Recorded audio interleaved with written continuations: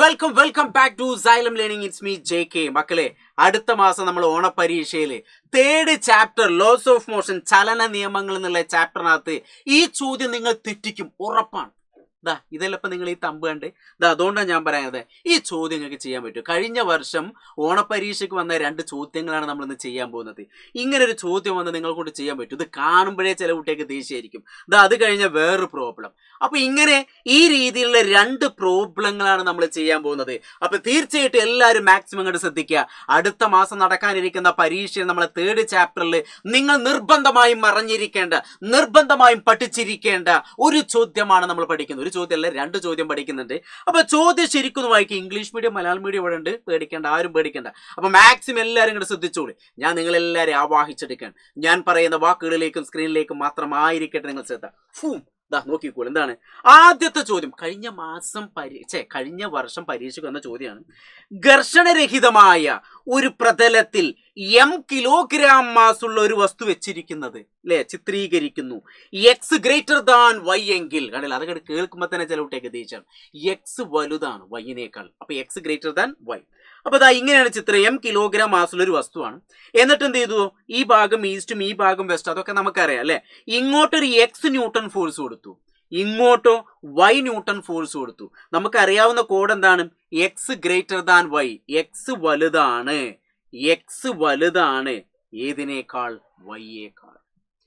x വലുതാണ് y-നേക്കാൾ. അപ്പൊ നോക്കുക, x ആണ് വലുത്. ഇപ്പൊ ഒരു എക്സാമ്പിൾ ഞാൻ ഇവിടെ പറയാണ്, ചെറിയൊരു example.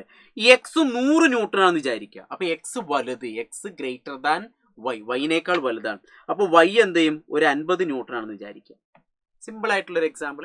x greater than y, x y-നേക്കാൾ വലുതാണെന്ന് വിചാരിക്കാം. അങ്ങനെയെങ്കിൽ x 100 ന്യൂട്ടൺ ആണെങ്കിൽ y എത്രയായിരിക്കും? 50 ന്യൂട്ടൺ ആയിരിക്കും. അപ്പൊ ഈ ഭാഗത്തേക്കുള്ള ഫോഴ്സ് 100 ന്യൂട്ടൺ ആണ്, ഈ ഭാഗത്തേക്കുള്ള ഫോഴ്സ് 50 ന്യൂട്ടൺ ആണ്. അങ്ങനെയെങ്കിൽ ചോദ്യം എന്താണ്? വസ്തു ഏത് ദിശയിലാണ് ചലിക്കുന്നത്? ഒന്നാമത്തെ ചോദ്യം. രണ്ടാമത്തെ ചോദ്യം, വസ്തുവിന്റെ ചലന ദിശ വിപരീതമാക്കാൻ ഏത് ബലത്തിന്റെ അളവാണ് ഇവിടെ വർദ്ധിപ്പിക്കേണ്ടത്? ഇങ്ങനത്തെ ഒരു ചോദ്യം വന്നാൽ അതിന് ഇംഗ്ലീഷ് മീഡിയത്തിന്റെ ചോദ്യം ഇതാണ്. എന്താണ് കൊടുത്തിട്ടുള്ളത്? In the figure show body of mass m kilogram mass is placed on a frictionless surface if x greater than y എന്ന് കൊടുത്തിട്ടുണ്ട്.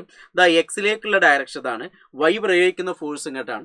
ആദ്യത്തെ ചോദ്യം, in which direction does the body move? ഏത് ഡയറക്ഷൻ ആണ് ഈ ബോഡി മൂവ് ചെയ്യുക? അങ്ങനെ the magnitude of which force is to be increased to make the direction of the motion opposite?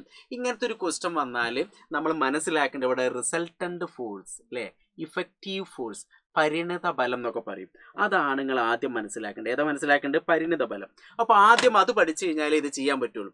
അപ്പൊ പരിണിത ബലം എന്ന് പറഞ്ഞാൽ ഈ ഒരു 50 കിലോഗ്രാം മാസുള്ള ഒരു ഒബ്ജക്റ്റ്, ഏതെങ്കിലും ഒരു ഒബ്ജക്റ്റ് ആയിക്കോട്ടെ, ഈ ഒരു ഒബ്ജക്റ്റിൽ എന്ത് ചെയ്യുന്നു?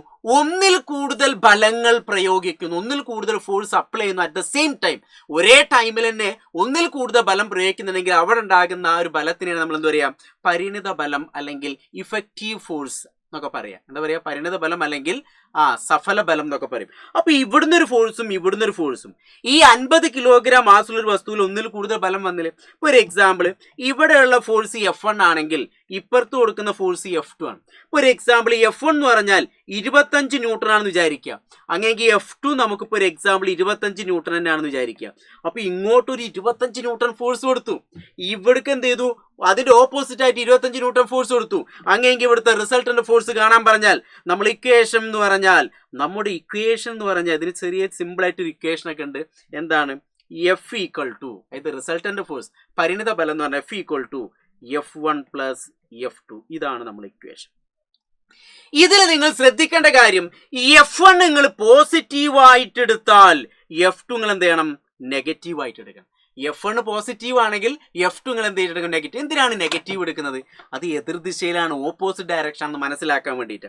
അങ്ങനെയെങ്കിൽ ഈ ഇക്വേഷൻ എന്ത് ചെയ്യുക? F ഈക്വൽ ടു F1 എന്ന് പറഞ്ഞാൽ 25 എന്ന് കിട്ടി, പ്ലസ് F2 എന്ന് പറഞ്ഞാൽ ഓപ്പോസിറ്റ് ഡയറക്ഷൻ ആയതുകൊണ്ട് -25 എന്ന് കൊടുത്തു. അതായത് 25 മൈനസ് 25 എന്ന് പറഞ്ഞാൽ ഇവിടുത്തെ റിസൾട്ടന്റ് ഫോഴ്സ് എത്ര കിട്ടി? 0 എന്ന് കിട്ടി. ഇങ്ങനെയാണ് നമ്മൾ പ്രോബ്ലം ചെയ്യേണ്ടത്. ഇവിടെ റിസൾട്ടന്റ് ഫോഴ്സ് 0 ആയി കഴിഞ്ഞാൽ പിന്നെ ഇത് രണ്ട് ഭാഗത്തേക്ക് മൂവ് ചെയ്യൂല, അവിടെ തന്നെ നിശ്ചലമായിട്ട് റെസ്റ്റ് ആയിട്ട് ഇങ്ങനെ നിൽക്കുന്നു. അപ്പൊ ഇതൊരു എന്താണ് റിസൾട്ടന്റ് ഫോഴ്സ് കാണാനുള്ള സിമ്പിൾ ഒരു പ്രോബ്ലം ഞാൻ പറഞ്ഞു എന്നുള്ളൂ. ഇതിൽ വ്യത്യസ്ത സംഖ്യകളൊക്കെ ഒന്ന് പരീക്ഷയ്ക്ക് വരാം.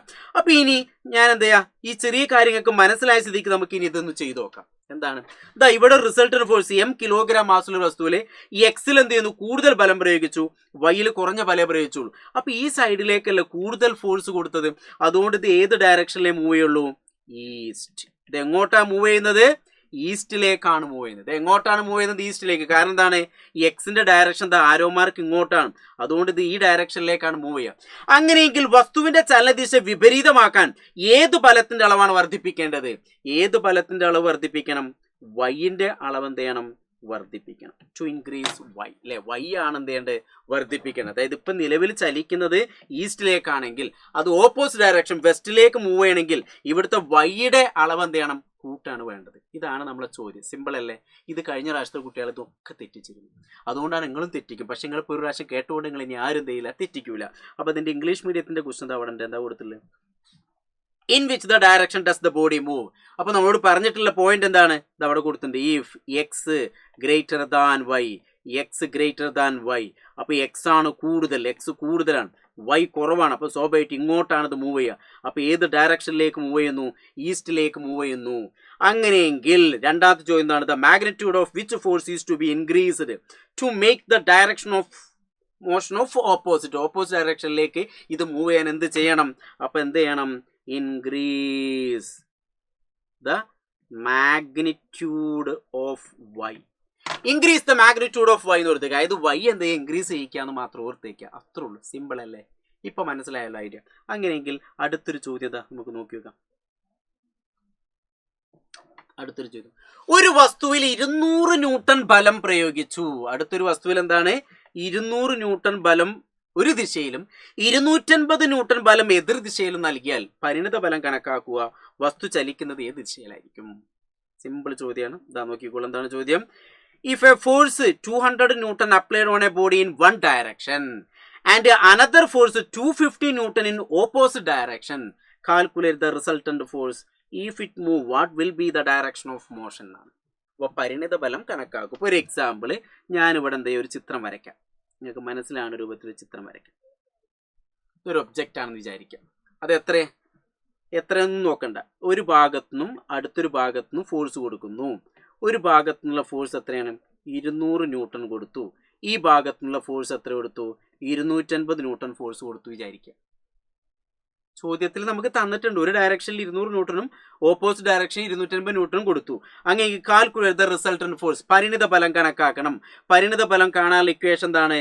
F equal to F1 plus F2. F1 എന്ന് പറഞ്ഞാൽ നമുക്കറിയാം 200 പ്ലസ് F2 എന്ന് പറഞ്ഞാൽ മൈനസ് 250. മൈനസ് വരാൻ കാരണം ഓപ്പോസിറ്റ് ആയതുകൊണ്ടാണ്. അപ്പൊ നമുക്ക് 200 മൈനസ് 250 കുറച്ച് കഴിഞ്ഞാൽ നമുക്ക് മൈനസ് 50 ന്യൂട്ടൺ എന്ന് കിട്ടി. എന്താ കിട്ടി? Minus 50 newton. മൈനസ് 50 ന്യൂട്ടൺ എന്ന് പറഞ്ഞാൽ ആ മൈനസ് എന്ന് പറഞ്ഞാൽ ഇവിടുത്തെ അതിന്റെ ഡയറക്ഷൻ, ദിശയെ സൂചിപ്പിക്കാനാണ്. അതായത് 250 ന്യൂട്ടൺ ഇവിടുന്നല്ല കൂടുതൽ ഫോഴ്സ്, അതുകൊണ്ട് ഈ ഡയറക്ഷനിലേക്കാണ് മൂവ് ചെയ്യുന്നത്. ഇത് എങ്ങോട്ടാണ് മൂവ് ചെയ്യുന്നത്? ദാ ഇൻ ദ ഡയറക്ഷൻ, ഈ ഡയറക്ഷനിലേക്കാണ് ഇത് മൂവ്. അപ്പൊ കാൽക്കുലേറ്റ് ദ റിസൾട്ടന്റ് ഫോഴ്സ് തന്നെ നമുക്ക് കിട്ടി എത്രയാണ്? മൈനസ് 50 ന്യൂട്ടൺ എന്ന് കിട്ടി. രണ്ടാമത്തെ ചോദ്യമാണ്, വസ്തു ചലിക്കണമെങ്കിൽ ഏത് ദിശയിലായിരിക്കും? ഏത് ദിശയിലാണ് ചലിക്കുക? അപ്പൊ നോക്കുക, കൂടുതൽ ബലം പ്രയോഗിച്ച ദിശയിൽ അല്ലെ. ഏത് ദിശയിലാണ് ചലിച്ചത്? കൂടുതൽ പരിണിത ബലം കണക്കാക്കുക. എത്ര കിട്ടി? മൈനസ് 50 ന്യൂട്ടൺ എന്ന് കിട്ടി. വസ്തു ചലിക്കുന്ന ഏത് ദിശയിലാണ്? അതായത് കൂടുതൽ ബലം പ്രയോഗിച്ച ദിശയിൽ നേരിയാൽ നിങ്ങൾ എന്താ എഴുതണ്ടേ? കൂടുതൽ ബലം പ്രയോഗിച്ച ദിശ. ഇംഗ്ലീഷ് മീഡിയക്കാർ എഴുതാം in the direction of greater force എന്ന് കൊടുത്താൽ in the direction of greater force എന്ന് കൊടുത്താൽ. അപ്പൊ ഇതേപോലത്തെ ഒരു ചോദ്യം വന്നാൽ നിങ്ങൾക്ക് എല്ലാവർക്കും എന്ത് ചെയ്യണം? ചെയ്യാൻ പറ്റണം. അപ്പോൾ ഈ 2 രൂപത്തിലുള്ള ചോദ്യങ്ങൾ എന്ത് ചെയ്യുക, നിർബന്ധമായിട്ട് അറിഞ്ഞിരിക്കണം. അപ്പോൾ ഈ റിസൾട്ടൻ്റ് ഫോഴ്സുമായി ബന്ധപ്പെട്ട് ഇങ്ങനത്തെ ഒരു ചോദ്യം വന്നാൽ, അപ്പോൾ റിസൾട്ടൻ്റ് ഫോഴ്സ് 0 ആണെങ്കിൽ ആ ഒരു ഒബ്ജക്റ്റ് റെസ്റ്റ് ആയിരിക്കും. റിസൾട്ടൻ്റ് ഫോഴ്സ് ഒരു സംഖ്യ വരികയാണെങ്കിൽ അത് ഏത് ഡയറക്ഷനിലേക്ക് മൂവ് ചെയ്യുന്നൊക്കെ അതിൻ്റെ ഡയറക്ഷൻ, അതിൻ്റെ ചിഹ്നങ്ങൾ നോക്കിയൊക്കെ നമുക്ക് കണ്ടെത്താൻ പറ്റും. അപ്പോൾ ഇതേപോലെ ഒരു റിസൾട്ടൻ്റ് ഫോഴ്സ് പരിണിത ഫലം കണക്കാക്കുന്ന ഒരു ചോദ്യം വരുന്ന ഉറപ്പാണ്. അപ്പോൾ തീർച്ചയായിട്ടും എന്ത് ചെയ്യുക, ഈ ഒരു ചോദ്യം പഠിച്ചു വയ്ക്കുക മക്കളെ. വരാനിരിക്കുന്ന പരീക്ഷ 3rd ചാപ്റ്ററിൽ ഇത് നിർബന്ധമായിട്ടും നിങ്ങൾ എന്ത് ചെയ്യണം, അറിഞ്ഞിരിക്കണം. ഇനി ഈ ഒരു ചാപ്റ്ററിൽ നിങ്ങൾക്ക് ബുദ്ധിമുട്ടുള്ള ഏതെങ്കിലും ഏരിയ ഒക്കെ ഉണ്ടെങ്കിൽ അതൊക്കെ എന്ത് ചെയ്യുക, ജസ്റ്റ് ഒന്ന് കമൻറ്റ് ചെയ്യുക. അപ്പോൾ എല്ലാവരും എന്ത് ചെയ്യുക, നല്ല അടിപൊളിയായിട്ട് പഠിക്കുക. GBU God bless you. അടിപൊളിയാക്കുക, സെറ്റാക്കുക. വരാനിരിക്കുന്ന പരീക്ഷയ്ക്ക് ഞങ്ങളുണ്ട് നിങ്ങളൊപ്പം. ഒരു പേടിയും പേടിക്കണ്ട. Okay, by.